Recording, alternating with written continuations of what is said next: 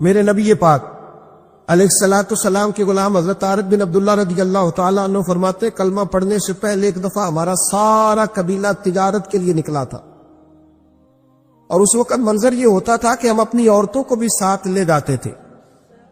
6 مہینے سفر کرنا ہوتا تھا، اونٹ گھوڑے ہم بیچا کرتے تھے، عورتیں بھی ساتھ رہتی، کھاتے بھی پکاتے بھی۔ کہتے ایک سفر سے ہم واپس آ رہے تھے تو مدینے کے باہر صحرا میں ہم نے پڑاؤ کیا، اکیلے رسول پاک صلی اللہ علیہ وسلم، کہتے نبی پاک تنہا اکیلے۔ حضور نہ سیر کرتے کرتے کرتے کرتے ہمارے قافلے کے پاس سے گزرے، خیمے لگے تھے، پڑاؤ کیا، محبوب تشریف لے آئے۔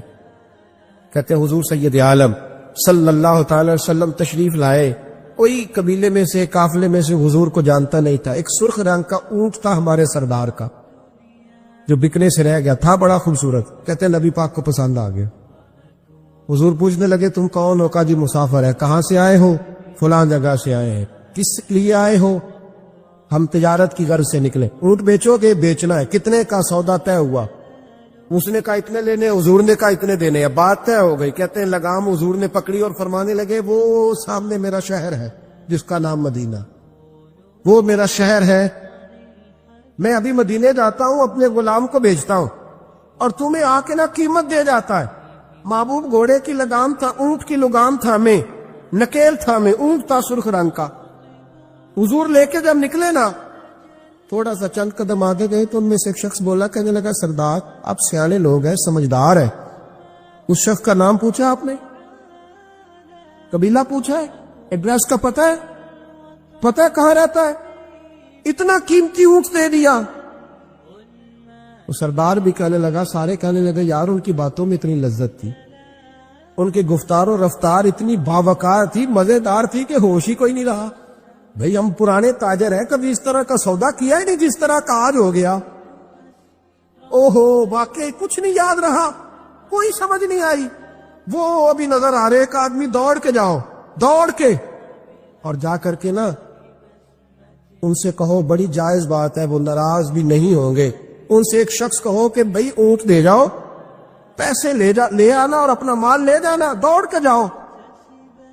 ایک شخص دوڑنے لگا تو سردار کی بیوی خیمے کے اندر تھی، پردے کے پیچھے سے بولی، کہنے لگی خبردار کوئی پیچھے نہ جائے، اگر پیسے مل گئے تو ٹھیک ہے، نہ ملے تو میں دے دوں، کوئی پیچھے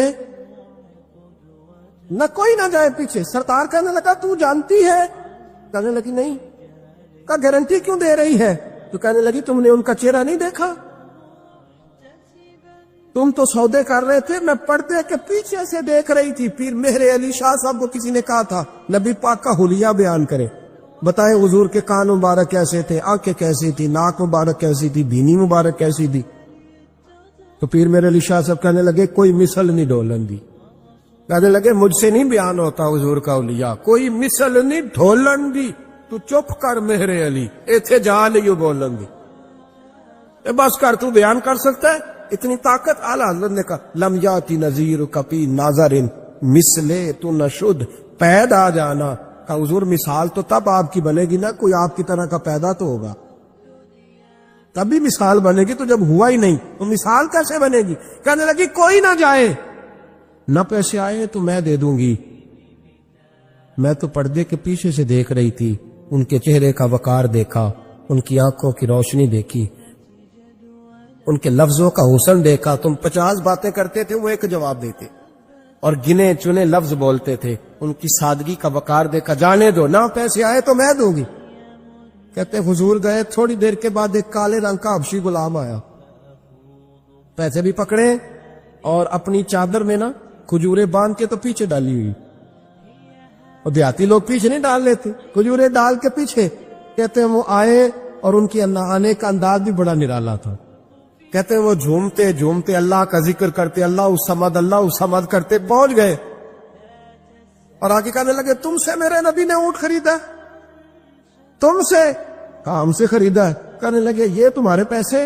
اور پھر چادر کھول کے صحرا پہ بچھا دی، کہنے لگے یہ تمہارے پیسے، اور کھجورے کھاؤ، میرے نبی نے تحفہ بھیجا ہے، کھاؤ، حضور نے تحفہ بھیجا ہے۔ تو وہ سردار کی بیوی اوٹ ہٹا کے کہنے لگی، وہ کالے رنگ کے اکشی گلاب، انہیں کھجوریں کھلا۔